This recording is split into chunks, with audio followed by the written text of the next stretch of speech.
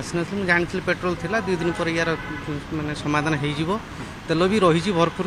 ଆଉ ଲୋକ ଏଠି କ'ଣ ପାଇଁ ଏମିତି ତାଙ୍କ ଚିନ୍ତାଧାରା ବି ସେମିତି ଏମିତି କରିକି ଭିଡ଼ କରାଉଛନ୍ତି ଖରାରେ ମୁଁ ବି ବୁଲିଛି କିନ୍ତୁ ମୁଁ ବି ଅପେକ୍ଷା କଲି ମୁଁ ନା 2 ଦିନ ଯାଉ ତେଲ ପକେଇବା ଯେ ଆପଣ ଭାବୁଥିଲେ ଯେ ସ୍ଥିତି ସ୍ୱାଭାବିକ ହେଇଯିବ ସରକାରଙ୍କ ଉପରେ ଭରସା ଥିଲା ନିଶ୍ଚିତ ନିଶ୍ଚିତ ଏ ଲୋକଙ୍କର ଚିନ୍ତାଧାରା ଖାଲି ଭିଡ଼ କରିକି ପାନିକ୍ ବାଇଂ କଲେ କି ଭାବୁଛନ୍ତି ଗୋଟେ ପାନିକ୍ ହେଇଗଲେ ଲୋକମାନେ ବ୍ୟସ୍ତ ହେଇଗଲେ ଲୋକମାନେ ବ୍ୟସ୍ତ ହେଇଗଲେ 2 ଦିନ ଖାଲି ଅପେକ୍ଷା କଲେନି ଖାଲି ଆମକୁ ତେଲ ଦରକାର ତେଲ ଦେଇଦେଲେ ସବୁ ସରିଯିବ 2 ଦିନ ତେଲ ନେଇଗଲେ ସରିଗଲା ହେଇଗଲା ମାସ ଧରି ପଡ଼ିଛି ଯଦି ତେଲ ନ ମିଳିଥାନ୍ତା ମାସ ଧରି ତେଲ ମିଳିନଥାନ୍ତା ତ ଆମେ 2 ଦିନ ଏମିତି କାହିଁକି ହେବା ଲୋକଙ୍କର ଏସବୁ ଚିନ୍ତାଧାରା ନିଜ ଚିନ୍ତାଧାରା ଆଗେ ଚେଞ୍ଜ କରନ୍ତୁ ସାଙ୍ଗେ ସାଙ୍ଗେ ଭିଡ଼ ଲଗେଇ ଲୋକ କାଲି ସକାଳେ ଯଦି ଗୋଟେ ଖାଲି ଗୋଟେ ନ୍ୟୁଜ୍ ଆସୁ ଯେ ବାତ୍ୟା ହେବାର ଅଛି କିମ୍ବା ଗୋଟେ ଘୂର୍ଣ୍ଣିଝଡ଼ ହେବାର ଅଛି ସାଙ୍ଗେ ସାଙ୍ଗେ ଆଳୁ ଚୁଡ଼ା ଇଏ ସବୁ ଜିନିଷ କିଣାକିଣି ଚାଲିବ ଷ୍ଟାର୍ଟ ହେବ ଶୁଣୁଥିଲେ ଯାହା ଗ୍ରାହକ ଜଣକ କହୁଥିଲେ ଯେ ଲୋକମାନେ ବ୍ୟସ୍ତ ହେଲେ ଏବଂ ସେଥିପାଇଁ ଏଇଭଳି ସ୍ଥିତି ଉପୁଜିଲା ଏବଂ ଆମେ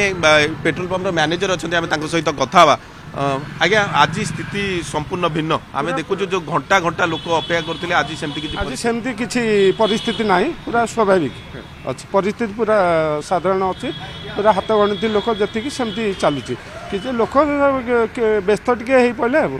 ନହେଲେ ଆମର ସବୁବେଳେ ଆଭେଲେବୁଲ୍ ତେଲ ସଫିସିଏଣ୍ଟ ଦିଆଯାଇଛି କିଛି ଅସୁବିଧା ନାହିଁ ଲୋକମାନେ ଯେତିକି ଆବଶ୍ୟକତା ତାଠାରୁ ଅଧିକ ନେଇଗଲେ ହଁ ପୁରା ନିଶ୍ଚୟ ବହୁତ ଅଧିକା ଯେତିକି ଆମର ସେଲ୍ 2-4 ଦିନରେ ହେଇଛି ସେତିକି 15 ଦିନ ସେଲ୍ ହେଇଯାଇଛି 15 ଦିନ ସେଲ୍ 2 ଦିନ ହେଇଛି 4-5 ଦିନରେ ହେଇଯାଇଛି 4-5 ଦିନ କେତେ ଲୋକ ପାଖାପାଖି ପ୍ରତ୍ୟେକ ଦିନ ଆସୁଥିଲେ ପ୍ରତ୍ୟେକ ଦିନ ତଥାପି ପ୍ରତ୍ୟେକ ଦିନ 1000 ଉପରେ ଲୋକ ହେବେ